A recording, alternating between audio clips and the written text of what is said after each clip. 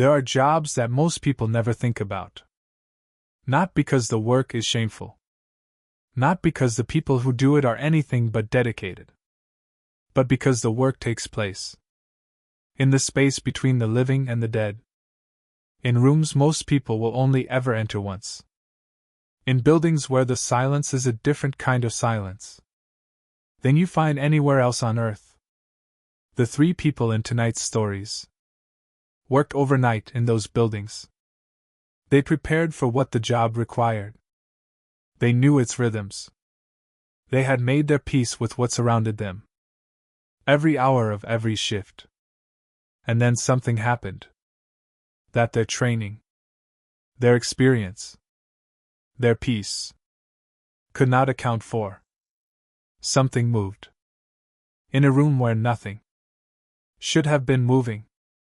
Story number 1. The flowers. I worked at a funeral home for 3 years. I want to say that plainly at the start.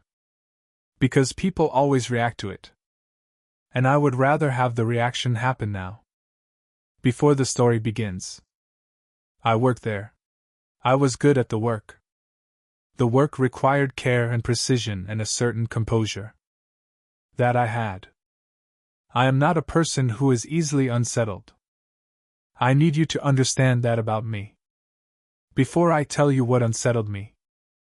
It was a Wednesday night in late autumn. My second year at the home. I was the sole overnight staff member. As I had been many times before. The building was a converted Victorian property. Ground floor, the reception rooms, the chapel of rest, the office. Lower ground, the preparation room. I had completed my last check at 11. Everything as it should be. I returned to the small staff room at the rear of the ground floor. And settled in for the night with a book. At 2:17 in the morning, I heard a sound from the chapel of rest. I want to be precise about what I heard. Not a bang. Not a crash. Not the kind of sound that announces itself. A shift. The sound of weight redistributing. The sound a piece of furniture makes.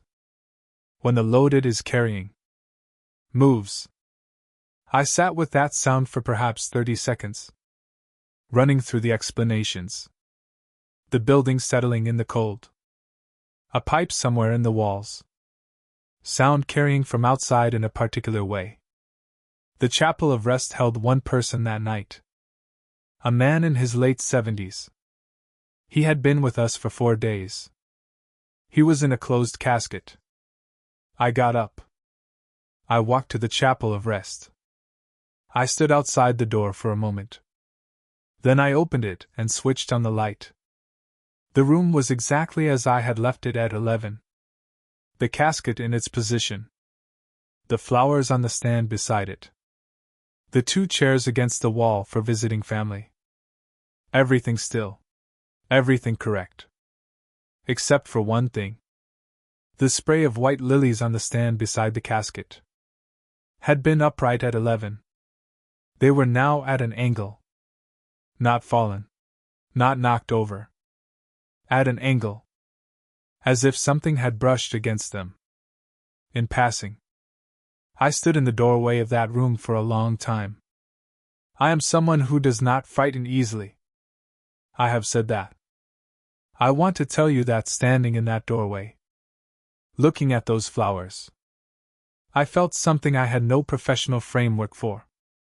I checked the room completely. Every corner. Every surface. The window locked. The second door to the corridor, locked from my side. No draft from any source I could identify. No vibration. No sound from the pipes. I straightened the flowers. I went back to the staff room. I did not sleep. At 6 in the morning when my colleague arrived to begin the day, I told her what I had heard and what I had found. She listened without expression. Then she said, "Which family is it?" I told her. She nodded slowly. She said, "His wife told us he was restless." She said he never stayed where he was put. She said it without any particular significance. The way you say something, you have come to accept. I worked at that funeral home for another year. I never heard that sound again. I have never been able to decide whether that is a comfort or not. Story number 2. Bay 4. My name is not important for this story. What is important is that I am a mortuary technician with 14 years of experience. I have worked in 4 different facilities. I hold professional qualifications. I am not a person given to exaggeration or to the kind of storytelling that improves with the telling. What I am about to describe, I reported to my supervisor the morning after it happened. It is documented. The incident occurred on a night shift. In the second facility where I worked, I was alone in the mortuary suite. At approximately 3:40 in the morning, I was completing administrative work at the workstation. At the far end of the room, the suite held 9 occupied bays that night. All 9 had been verified and logged at the start of my shift. All 9 were as they should be. At 3:42, the sensor light above Bay 4 activated. The sensor lights in that facility were standard motion detection units. They were installed throughout the building as part of the security system. In the mortuary suite specifically, they were calibrated to detect movement. At the bay level, Bay 4 was occupied. I looked up from the workstation. The light above Bay 4 was on. The lights above all other bays were off. I sat completely still for approximately 20 seconds. The light above Bay 4 went off. I waited. At 3:44, the light above Bay 4 activated again. I stood up. I crossed the room. I approached Bay 4. I checked it completely and thoroughly, in the way that my training and 14 years of experience directed me to check it. Everything was as it should be. Everything was correct. Nothing had changed from my check at the start of shift. I returned to the workstation. At 3:49, the light above Bay 4 activated a third time. He arrived within 12 minutes. He checked the bay himself. He checked the sensor unit. He reviewed the calibration. The unit was functioning correctly. The calibration was set to its standard specification. The light did not activate again that night. The duty manager filed an incident report. The sensor unit was checked by the maintenance contractor. At the next scheduled service, it was found to be functioning correctly. No fault was identified. I have worked in mortuaries for 14 years. I have experienced many things that required careful professional assessment. I have experienced 2 incidents that I could not, after careful professional assessment, adequately explain. The sensor light in Bay 4 is one of them. I have not worked a night shift alone since. Not because I am afraid. I have simply found that I prefer company. Story number 3. 3 notes: the most haunting story in 13 videos. I am going to tell this story once. I have not told it before. I am telling it here because I was asked. And because I have kept it long enough that it has become a weight I would like to set down. I am a funeral director. I have been in this profession for 22 years. I trained under my father. His father trained under his father. This work has been in my family for 3 generations. I tell you that so you understand the depth of my relationship with this work. I was not a newcomer. I was not someone encountering this environment for the first time. I was someone who had spent more hours in funeral homes than most people spend in their own kitchens. The night I am describing was in March. I was 51 years old.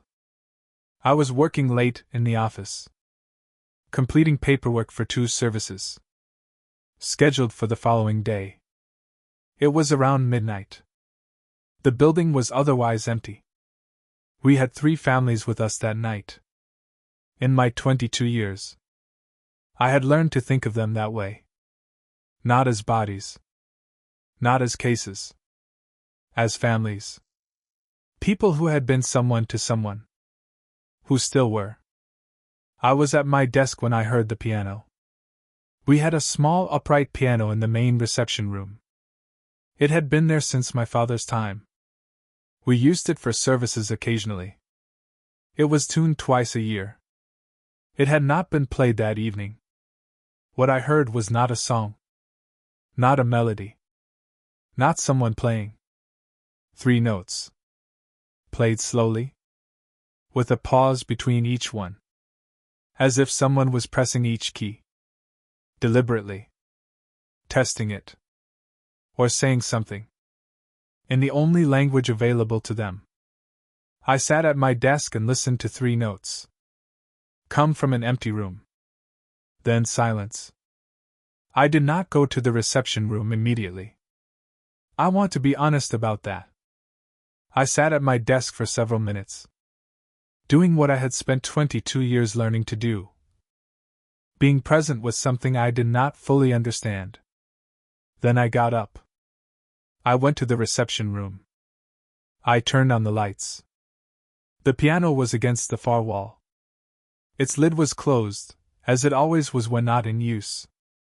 The room was empty. The room was still. I stood at the piano. I lifted the lid. I pressed 3 keys. Slowly. With a pause between each one. I do not know why I did that. I do not know what I thought I was doing. Then I closed the lid. I turned off the lights. I went back to my desk. I finished the paperwork. I have told my wife. I have told no one else. Until now. I have thought about those 3 notes. For 11 years. I have never arrived at an explanation that satisfies me. What I have arrived at is something that I think is perhaps more important than an explanation. 22 years of this work has taught me that the boundary between what we understand and what we do not is thinner than most people are comfortable believing.